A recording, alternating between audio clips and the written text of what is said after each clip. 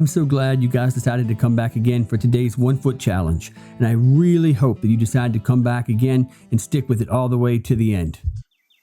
I really am a mean and despicable creature at heart, you know. It's so difficult to really change. Difficult?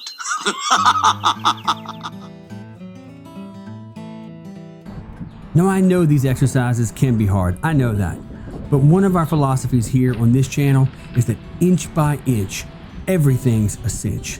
I promise you that we can change, we can make progress if we just keep doing one simple thing every single day. Put one foot in front of the other. Hey everybody, and welcome back to Getting Stronger in day 13 of our 1 foot challenge.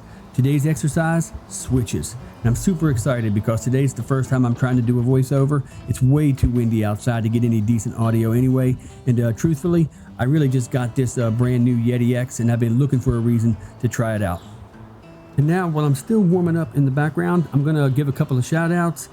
First shout out is to my brother-in-law Wilfred. Today's his birthday. And unfortunately, because of the lockdown, we can't celebrate it with him the way we normally would. But I'm really wishing him well. And Brother Wilfred, after the lockdown's over, I promise we'll make it up to you. But until then, we're all wishing you a fantastic day.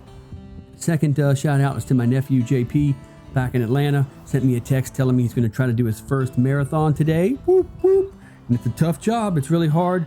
But he's a really good kid. He runs all the time, trains all the time.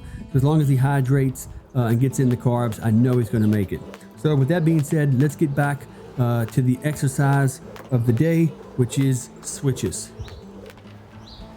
So while I knock some of these out for you, let me tell you why I think switches are so awesome and why I love this exercise so much. First, they're great for lower body strength. As you can see, the primary movement is a squat. So anytime I get the opportunity to really build some lower body strength, it's absolutely fantastic, especially as much as I jump rope.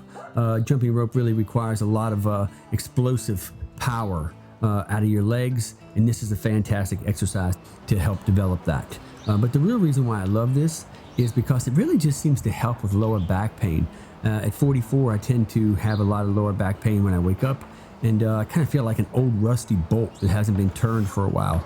But because this exercise forces us to kind of move rotationally, meaning we have to twist, it's kind of like cracking that bolt for the first time. Once you crack it, it kind of moves freely. Well, that's kind of how I feel with my lower back when I do some of these. I really feel like after a few minutes of doing a couple of sets, my lower back just feels completely opened up, and I don't have really any stiffness in my lower spine.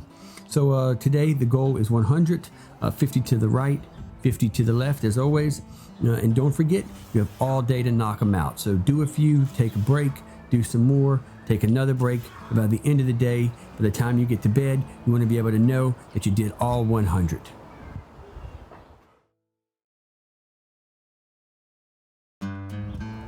Now for some of you, doing these switches like this, the modified version, might be too easy. That's actually why we call them modified, because they're not a full switch. We modify them to make them easier. But let me show you how to make them a little bit more challenging.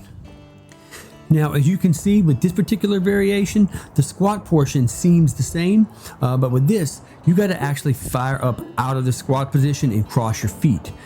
This makes it really challenging because one, it forces you to get your feet up off the ground, which means you got to really explode up out of that squat. And then two, it really challenges your coordination because now your lower body, your feet and your upper body are moving at the same time in kind of opposite directions. So it's really challenging if you're someone who doesn't have a lot of coordination.